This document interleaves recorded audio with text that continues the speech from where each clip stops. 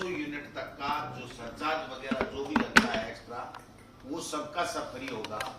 1000 unit आएंगी तो भी 100 यूनिट पूरी तरीके से उसमें से उसका बिल जीरो आएगा।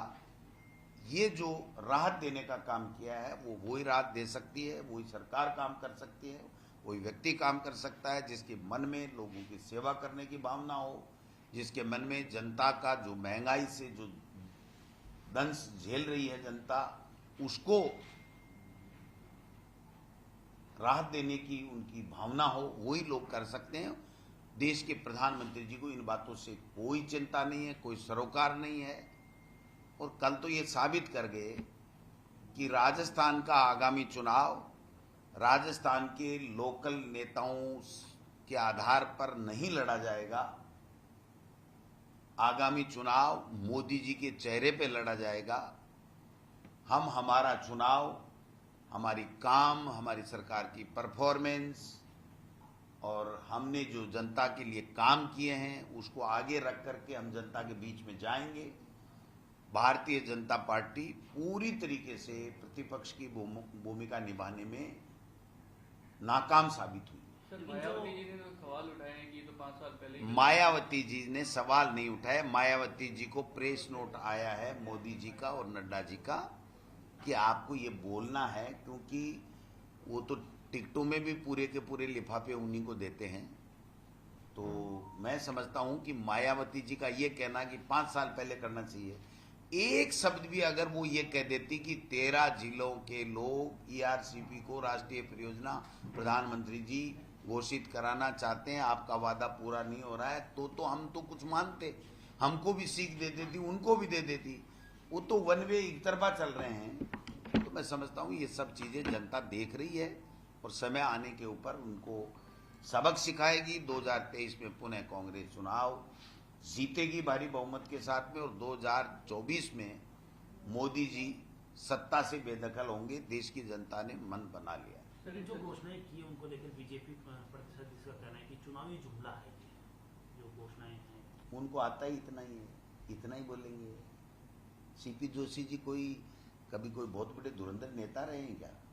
सीपी जोशी जी के नाम से तो राजस्थान में जो विधानसभा के स्पीकर है सीपी जोशी जी, उनको जाना जाता है। उनकी पहचान केवल चित्तौड़गढ़ के सांसद तक की है, और उनकी जो सोच है वो इतनी है कि आपको और कुछ नहीं बोलना है, आपके पास कोई सामान नहीं है बोलने के लिए, आप तो ये कह देना सब कुछ गलत हो रहा है राजस्थान में और सब कुछ झूठ चल रहा है। तो इसके अलावा क्या कहेंगे वो? अब बीजेपी में फूट की बात कर रहे हैं, लेकिन क्या राजस्थान में कांग्रेस एकजुट है? अरे सारी एकजुट है, कहाँ दिक्कत आ रही है? 2 दिन की फोटो, आलाकमान का बयान, हम सब की एकजुटता, सब चीज आप देखिए। पूरी तरीके से कांग्रेस पार्टी राजस्थान में एकजुट है, और एकजुटता के साथ में सत्ता और संगठन समन्वय के साथ में लोगों को राहत प्रदान कर रहे हैं, लोगों के बीच में जा रहे हैं, और लोग खुश हैं सरकार के कामकाज से। निश्चित रूप से 2023 में हम लोग जीतेंगे। लेकिन सर, सचिन पायलट तो भ्रष्टाचार पे सवाल उठा रहे हैं कि भ्रष्टाचार थे पिछली सरकार के अंदर और उनके ऊपर कार्रवाई होनी चाहिए। ये कौन कह रहा है कि भारतीय जनता पार्टी की पिछली सरकार भ्रष्ट नहीं थी? आज मोदी जी की सरकार भ्रष्ट नहीं है। हम तो चिल्ला चिल्ला के कह रहे हैं कि मोदी जी की सरकार भ्रष्टाचार के आकंठ में डूबी हुई है। वसुंधरा जी की सरकार पिछली भ्रष्टाचार के आकंठ में डूबी हुई थी, इसलिए तो जनता ने उनको हटाया है। लेकिन हम अच्छा काम कर रहे हैं, जनता को राहत प्रदान कर रहे हैं, 10 तरह की गारंटियां दे रहे हैं, लोगों के बीच में जा रहे हैं, कोरोना का बेहतर मैनेजमेंट कर रहे हैं, चिकित्सा के क्षेत्र में बहुत बड़े काम हमने किए हैं, नंबर 1 पूरे हिंदुस्तान में है। शिक्षा के क्षेत्र में 300 कॉलेजें खोल रहे हैं। तो निश्चित रूप से जो हमारा है और उनका कोई मुकाबला ही नहीं है। आप बताइए, वो तो अपनी कर्नाटक की खींच मिटाने के लिए इस तरीके के फालतू के बयान मोदी जी और मोदी जी के जो नेता हैं वो दे रहे हैं। किस तरह की भ्रष्टाचार में डूबी हुई थी पूर्ववर्ती भाजपा? जांच क्या करवाएंगे क्या? उस मामले की जांच की मांग कर रहे हैं। जांच तो होती रहती है, जो मामले होते हैं उसकी जांच कौन कहता नहीं होती, होती रहती है जांचें। तो जो मामले आते हैं तो FIR लॉजे होते हैं, जो काम होते हैं उसमें सब पे तो कार्रवाई होती है।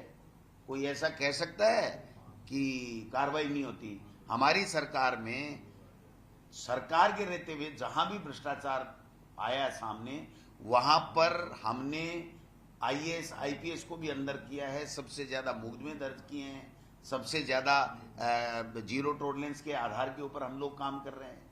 तो आपको शक नहीं होना चाहिए, हमारी सरकार के कामों के ऊपर किसी को कोई शक करने की आवश्यकता नहीं है। कोई सुझाव दे तो दे सकता है, लेकिन भारतीय जनता पार्टी के पास में तो सुझाव भी नहीं है भाई। उनको तो मोदी जी दिख रहे हैं कि मोदी जी आएंगे और हमको चुनाव जिता के चले जाएंगे, ये कतई होने वाला नहीं है। 2023 में हमारी सरकार ने जो अच्छे काम किए इसलिए दोबारा रिपीट होगी और 2024 में मोदी जी हारेंगे। धन्यवाद।